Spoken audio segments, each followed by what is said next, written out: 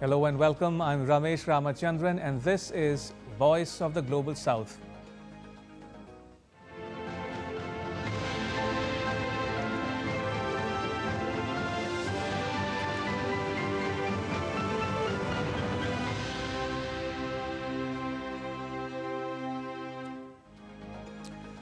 All right, then let's get started. On the show this week, Putin warns Trump against making fatal mistake as US-Venezuela tensions rise. Why ending the Saudi Arabia-UAE rivalry holds the key to peace in Sudan. And can Khalida Zia's son deliver as he plans his return from exile? All that and much more coming up on Voice of the Global South.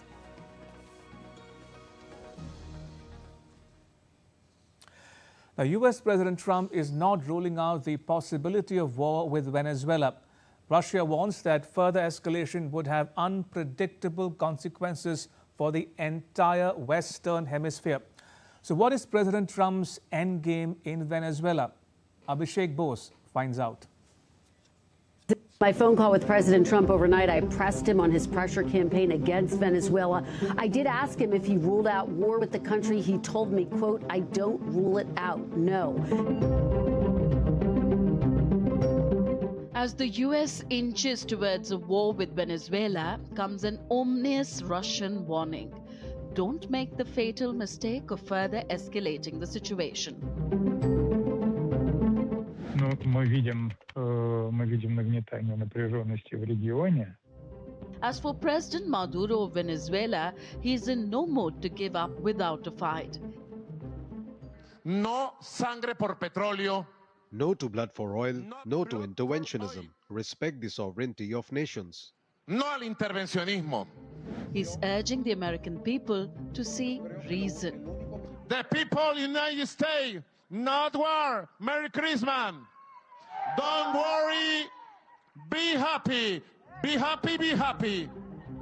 Even as President Lula of Brazil offers to mediate to prevent what he calls a fratricidal war. It's all happening thick and fast.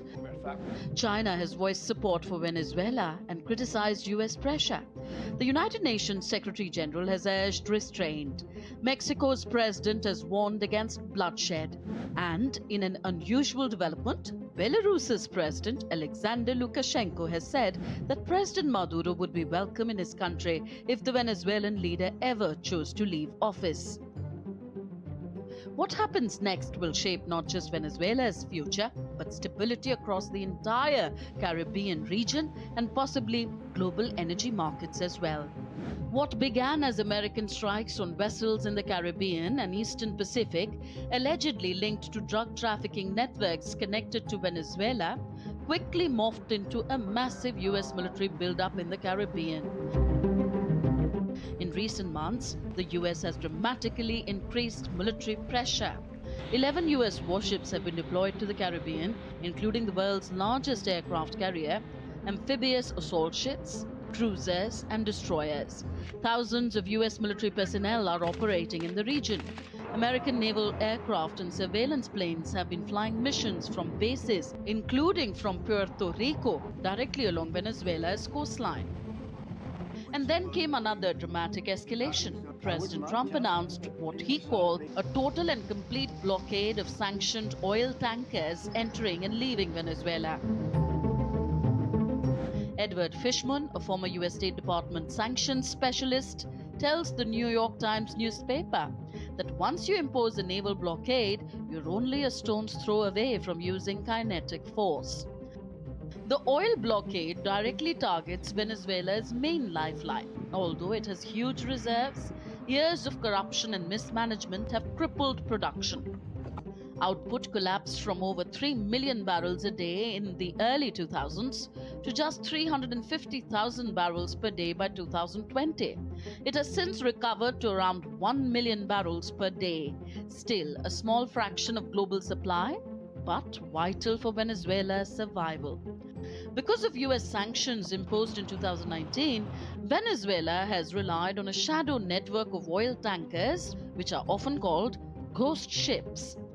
The tanker, which was seized recently, is a classic example. It is around 20 years old. It is operated under multiple names, and it was already under US sanctions for allegedly moving Iranian oil. Experts say that this ghost fleet has allowed Venezuela to quietly sell discounted oil mainly to China, which buys about 80% of its exports. But President Trump has not pressured China to curb those purchases. Instead, he has been focused on a planned summit with China's leader in Beijing in April. Washington, D.C. has secured regional cooperation.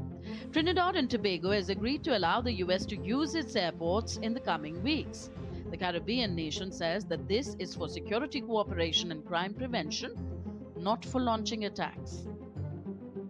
President Maduro has since ordered his navy to escort ships carrying the petroleum products from port, risking a confrontation with the US on the high seas as he defied President Trump's declaration of a blockade aimed at the country's oil industry.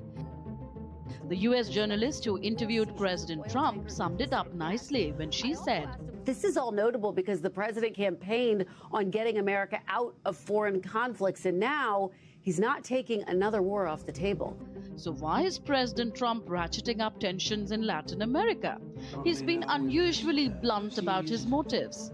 He claims that Venezuela took US oil assets after nationalizing its energy sector under the late Venezuelan president Hugo Chavez.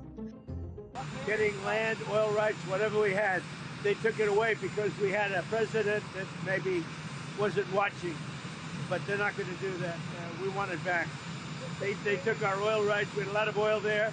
As you know, they threw our companies out, and we want it back. Under Chavez and later Maduro, Venezuela nationalized several foreign-owned oil projects, including those run by ExxonMobil and ConocoPhillips.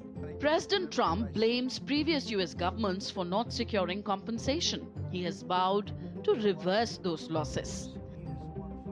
President Maduro has reacted angrily, calling the US sanctions colonial and warlike. Hoy hablé con el secretario general de Naciones Unidas. The US government says that it belongs to them and that the Venezuelans are stealing their oil. So Venezuela's oil belongs to them, the Venezuelan minerals, gold, and all other minerals belong to them. And what we have never heard before, that the Venezuelan lands belong to them and that we must give them back to them immediately. Honestly, it's a warlike and colonial intention. Y que los venezolanos le robamos el petróleo. There's another reason why President Trump is concentrating his energies on Venezuela. The just released 33-page new national security strategy, which US presidents usually release once in their term, has an unusually heavy focus on the Western Hemisphere. The Western Hemisphere is the half of Earth west of the prime meridian and east of the anti-meridian, primarily encompassing North and South America. President Trump intends for the US to keep a bigger military presence in the Western Hemisphere going forward to battle migration, drugs, and the rise of adversarial powers in the region. The document says, the United States must be preeminent in the Western Hemisphere as a condition of our security and prosperity, a condition that allows us to assert ourselves confidently where and when we need to in the region. But Russia and China are not exactly worried.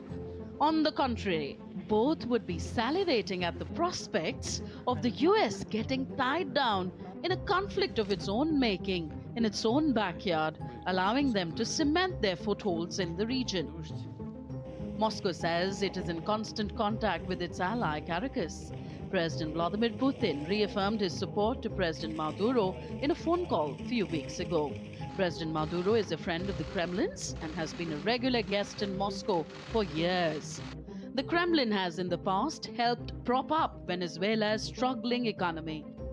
In fact, Venezuela and Russia recently extended their joint oil ventures until the year 2041.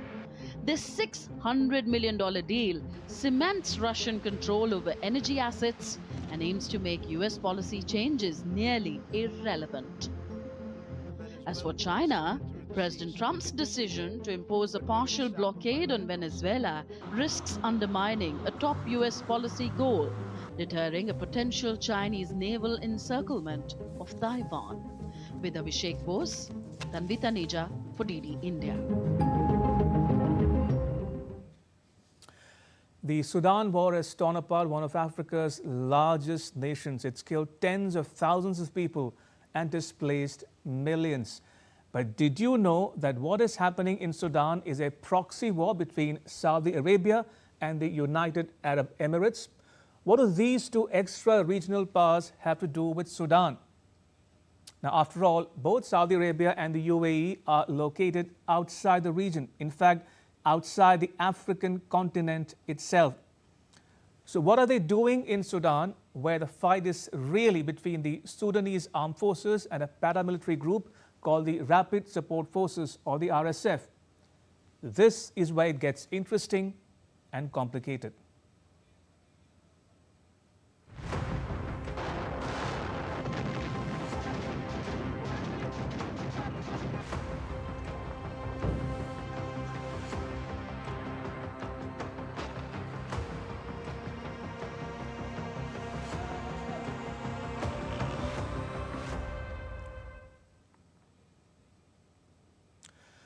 The UAE is the RSF's top patron. The emirate funnels weapons and money to keep the RSF going. On the other hand, Saudi Arabia leans towards the Sudanese armed forces. The kingdom gives them diplomatic and financial support while simultaneously pushing for mediation. Now, heading the Sudanese armed forces is General Abdel Fattah al-Burhan, a career soldier who presides over Sudan's Sovereign Council and positions himself as a guardian of the state's institutions. Ranged against him is General Mohammed Hamdan Dagalo, also known as Hemeti, a former camel trader turned militia boss with roots in the Janjaweed forces, infamous for Darfur atrocities. The Sudan war erupted in April 2023 over the issue of how to integrate the RSF into the military after the ouster of long-time ruler Omar al-Bashir in 2019. But what happened and started as a dispute in Khartoum has spiraled into a nationwide catastrophe, with battles ranging from the capital to remote regions such as Darfur and now even along the borders with Libya and Egypt, where the RSF scored a big win this year by seizing key territory. Saudi Arabia says it wants stability to return to Sudan. Sudan borders the Red Sea, which is a vital shipping lane for Saudi Arabian oil exports. The kingdom views the ongoing fighting as a threat to Red Sea security and regional stability across the Horn of Africa. It also fears that chaos there could spark a refugee crisis or worse, empower Islamist extremists. The UAE has a different approach towards Sudan. For the UAE, Sudan is a gold mine, literally. Abu Dhabi eyes Sudan's vast gold reserves, agricultural lands for food security, and strategic ports on the Red Sea to expand its trade in Africa. The RSF controls key mining areas and smuggling routes that funnel gold straight to the Emirates. By backing the RSF, the UAE secures access to these assets. And that has the UN worried. A UN report of 2024 says the allegation that the UAE was sending weapons and ammunition to the RSF via Chad was credible. It says that flight tracking experts have observed a heavy rotation of cargo planes coming from Abu Dhabi to the Amjaras airport in eastern Chad. A 2024 BBC News Arabic investigation found out that Emirati drones were used in the Sudan war. Of the RSF receiving modified commercial drones able to hit missiles that have originated from the UAE. There's more open source literature on the UAE's alleged role in the Sudan war. A 2024 article published by UK-based The Guardian newspaper is headlined "Smoking Gun Evidence Points to UAE Involvement in Sudan Civil War." It says the discovery of Emirati passports in wreckage suggests covert boots on the ground. The article goes on to say that the Emirates supply the RSF with drones modified to drop controversial thermobaric bombs. Satellite imagery and UN experts have pointed to an airport in Chad near the border with Sudan, while the UAE claims that this facility is for a field hospital and aid. Some investigative reports allege that it serves as a major transshipment point for weapons and fuel flowing into Darfur for the RSF. In early 2025, the US government sanctioned 7 UAE-based companies for giving financial and logistical support to the RSF. And on 12 December, the US lawmakers called for a halt to arms sales to the Emirates until it ceases its alleged support for the RSF. Now, I should add that the UAE government rejects all these claims as baseless and a disinformation campaign. It says that it is a neutral mediator and a member of the ALPS, also known as the ALPS Group.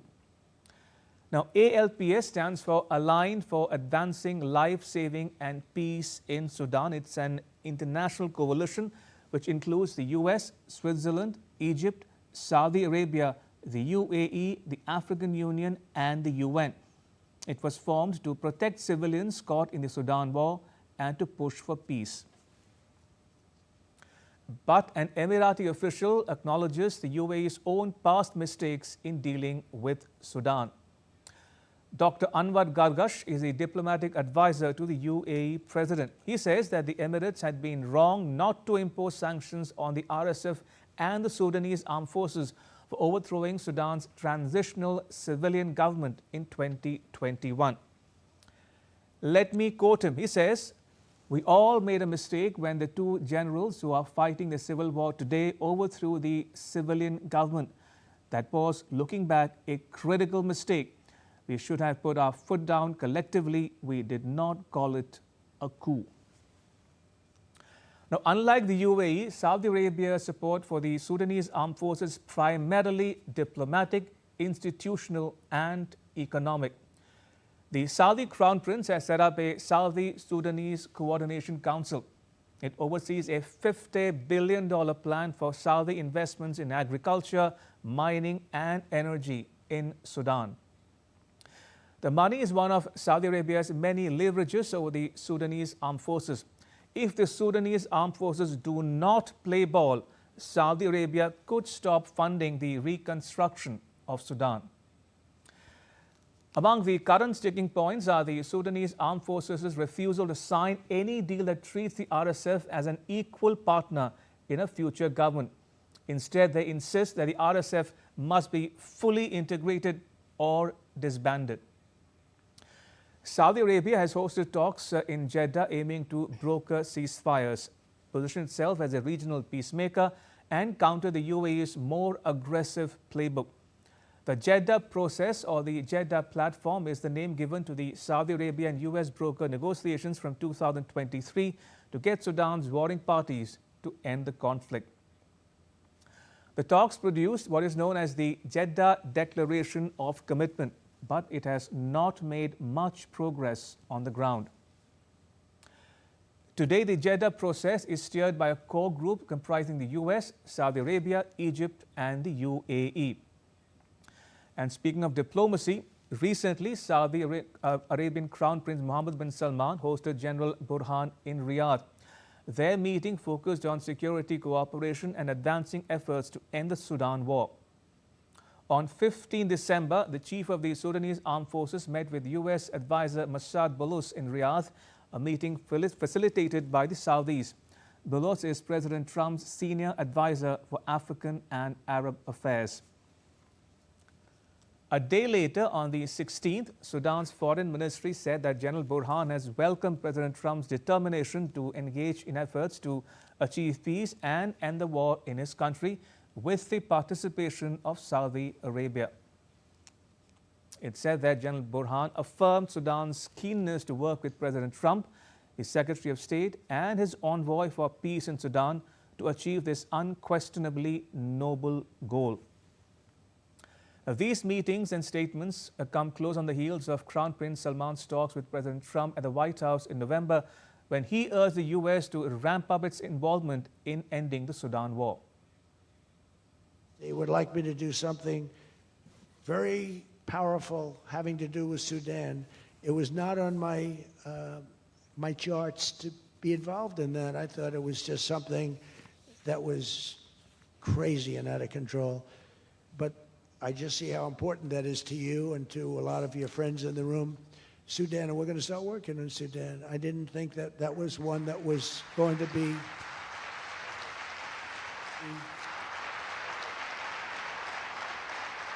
so easy to do, but we're going to start working. So Saudi Arabia is pushing for peace. Sudan's army chief is on board. So what is President Trump waiting for? For someone who claims to have stopped 8 wars already, the question is, can he stop a 9th?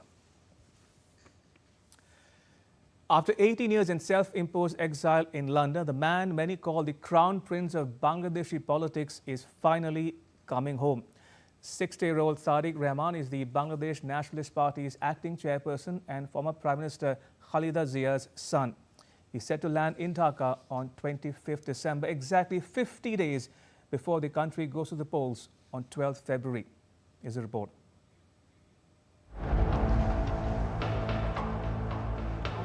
For the BNP, Tariq Rahman's return is more than a homecoming. It is a lifeline. His mother Khalida Zia remains in critical condition. So the party rank and file hope that Tariq Rahman can galvanize voters by standing for election and help return the BNP to power after 2 decades. The significance of this cannot be overstated. By returning now, Tariq Rahman is signaling that the legal barriers that kept him away, including multiple convictions from the Awami League era, have effectively crumbled. Following his acquittal in several high-profile cases, his physical presence in Dhaka is likely to transform the BNP from a party in waiting to a winning electoral machine on the ground. The 12th February election is unlike any in Bangladesh's history. It will be the first election since the 2024 student uprising that ousted Sheikh Hasina from power. The interim government, led by Nobel laureate Muhammad Yunus, has banned Hasina's party, the Awami League, from taking part in elections. On the same day, Bangladesh will hold a referendum on the July Charter, which is a set of principles aimed at amending the country's constitution. People will vote yes or no on the Charter. Among other things, it proposes a bicameral legislature, adding an upper house and a 2-term limit or a 10-year cap for the Prime Minister. The London-based Chatham House says that whether new leadership can implement reform and deliver on promises to restructure the country's electoral, constitutional and administrative bodies, as 25 parties agreed to in the July Charter in 2025, is an open question. Public support for ratifying these reforms will be put to test in a referendum in February. Tariq Rahman's return is the final piece of the puzzle for the 2026 election. Whether he can convert homecoming hype into a parliamentary majority will determine the trajectory of Bangladesh for the next decade. He has never contested a parliamentary election though. Since 2008, he has been living in exile in the UK. So all these years, Tariq Rahman has run the BNP from London. The Hawa Bhavan image of the early 2000s still haunts Tariq Rahman among older voters. Hawa Bhavan was the highly controversial political office of the BNP chief between 2001 and 2006. It became widely known as an alternate power center in Bangladesh under the control of Tariq Rahman, who was often referred to as the Prince of Hawa Bhavan. The location became a symbol of alleged widespread corruption, cronyism and political violence during that period. Clearly, he needs to convince the youth that he represents the future, not just a return to the past. Also, the field is crowded. The Jamaat-e-Islami is seeing a surge in youth support, and the National Citizen Party is positioning itself as the only true heir to the 2024 revolution. The Jamaat-e-Islami is the largest Islamist party in Bangladesh. It has been flexing muscle again after the country's top court lifted ban on it. It swept student union elections at Dhaka University. Then there's the wild card, the National Citizen Party, the new student-led outfit born out of the 2024 uprising. It claims to represent the youth who ousted Sheikh Hasina from power. Anti-corruption, youth-driven and hungry for reform, it is challenging everyone, including the old guard. But it failed to win a single seat in September's student body election that was held at Dhaka University. Nahid Islam, a key figure in the anti-government protests and a former member of the interim government, acknowledges the party's weaknesses. If the Jamaat-e-Islami and the National Citizen Party peel away enough urban and young voters, the BNP could find itself in a hung parliament, forced into a coalition they desperately want to avoid. But opinion polls say that the BNP is the front runner. A December poll by a US-based non-profit, the International Republican Institute, shows the BNP leading with 30% support, followed by the Jamaat-e-Islami at 26%. The NCP, which aims to contest all 300 seats, in third place with support of just 6%. A survey by the Pratham Alo newspaper found that 47% of the respondents believe that Tariq Rahman will be the next Prime Minister. The BNP is pulling out all stops for Tariq Rahman's homecoming. Party offices spruced up. And Gulshan residence is ready. But as his party prepares a hero welcome, questions linger. Can Tariq Rahman deliver? Can he unite a fractured nation? Or will his return ignite a new wave of political volatility? The Chatham House article quotes Naomi Hussain, a professor of development studies at SOAS University in London. And she says that the most likely outcome does seem to be that the BNP will win and that Jamaat-e-Islami Party, which is Bangladesh's largest Islamist party, will be the main opposition. Yet politics is unpredictable. Security concerns still linger.